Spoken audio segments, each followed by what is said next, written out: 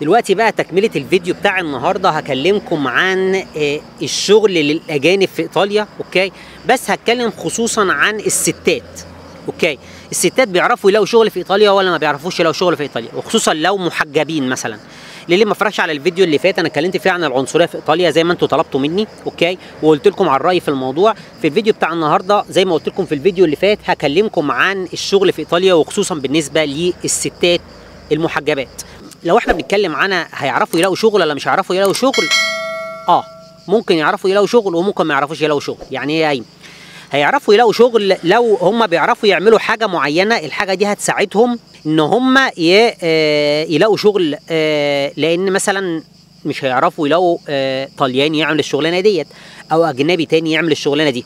فمعناها ايه؟ يعني مثلا واحده خياطه بتعرف تشتغل في الخياطه حلو، واحده مثلا بتعرف تشتغل بالجلد حلو، واحده مثلا بتعرف تطبخ حلو.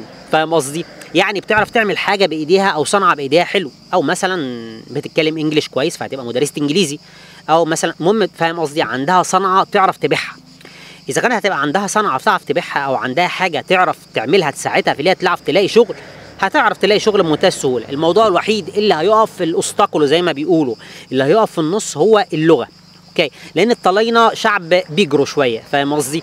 ما بيحبش يشتغل عنده حد بيتكلم بلغه تانية غير اللغه بتاعته، مش عشان حاجه، عشان يعرف يتعامل معاه بسهوله. اوكي، يعني الشركات المالتي ناشونال بس اللي ممكن تلاقي حد شغال فيها بيتكلم انجليش وما بيتكلمش ايطالي ويقبلوا بيه، لكن الشركات الايطاليه كلها بتحب اللي عايش جواها يعرف يتكلم ايطالي كويس. اوكي، فاذا كنت بتعرف تتكلم ايطالي او اتعلمت ايطالي بتتكلم الى حد ما كويس وعندك شغلانه، هتعرف تلاقي الشغل عادي. النقطه اللي هتقف بس معاك شويه لازم نتكلم عنها، اذا كانت الست محجبه. لو احنا اتكلمنا بوجه عام، الشغل للستات في ايطاليا اذا كانت ايطاليين او غير ايطاليين، مسلمين او غير مسلمين، مش سهل قوي. فاهم قصدي؟ مفيش شغلانات كتير مكتوب عليها زي ما بيقولوا كده للستات بس. فمعناها ايه؟ معناها ان الاجانب عشان موجودين كتير في البلد، لو انت دخلت عند شخص ومثلا بتقدم السي في بتاعك عشان تشتغل، ما بين ان هو يلاقي واحده مثلا رومانيه او روسيه او اي جنسيه تانية، مثلا لابسه حلو، شعرها حلو، متسرح كويس، لابسه مش هقول لك واسع، لابسه ضيق وشكلها جميل، وعندها خبره زي التانية اللي مثلا لابسه تحجيبه عندها خبره برضو، لا هيشغل العاديه اللي من غير تحجيبه. اوكي، لان هي بالنسبه له شبهه. فهمت قصدي؟ عندها خبره، ليه لا ما شغلش ديت، انا شغل المحجبه ليه؟ جازف في سمعه المكان اللي انا شغال فيه ليه؟ ممكن مثلا حد ما يكونش بيحب المحجبات ما يدخلش المحل. فهمت قصدي؟ او ممكن حد بيخاف من المسلمين ما يدخلش المكان عشان عارف اللي دول مسلمين. فهمت قصدي ايه؟ فمعناها ايه؟ معناها اللي مش سهل للمحجبات اللي هم يعرفوا يلاقوا شغل في ايطاليا في مكان فيه تعامل مع الزبون. يعني في ايه؟ المكان اللي فيه بابليك ريليشن صعب الواحده محجبه تعرف تشتغل فيه، الا بقى اذا كان المكان بتاعها. اوكي، يعني هي صاحبه المكان دوت، فهي اللي فاتحاه وواقفه فيه، مثلا عندها محل سوبر ماركت، عندها محل هدوم، عندها محل اي حاجه، هي صاحبه المكان عادي بقى. فاللي هيدخلني داخل لي عارف ان المكان بتاعي هيدخل وخلاص. لكن صعب تلاقي حد طلياني يشغل حد محجب. اوكي، لو بقى نقطه المحجبات يلاقوا شغل فين؟ المحجبات دايما في الغالبيه على حد علمي بيلاقوا شغل في الاماكن المقفوله، زي مثلا ايه؟ مصانع.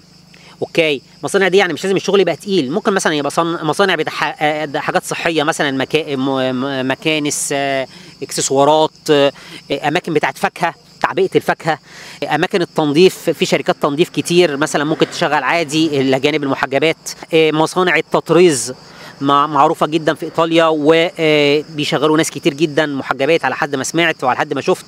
قيس على كده حاجات كتير. فاهم قصدي؟ في المطابخ بتاع المطاعم في ناس كتير جدا محجبات بيشتغلوا، في الروم سيرفيس والمطابخ والمطاعم بتاعت الفنادق.